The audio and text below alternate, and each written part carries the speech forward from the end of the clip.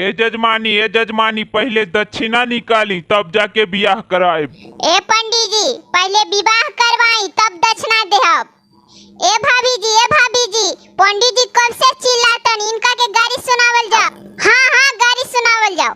पंडित जी के मोछिया हेते हेते हवा में उड़े लगल खेते खेते, इनकर दीदिया कहे कटवाला सनम छटवाला सनम, ब्यूटी पार्लर में जाके शिव कराला सनम। पंडित जी के मोछिया हेते हेते हवा में उड़े लगल खेते खेते, इनकर फुआ कहे कटवाला सनम छटवाला सनम, ब्यूटी पार्लर में जाके शिव कराला सनम। पंडित जी के मोछिया हेते हेते हवा में उड़े लगल खेते खेते। अगर वीडियो अच्छा लगे तो लाइक और सब्सक्राइब जरूर करें।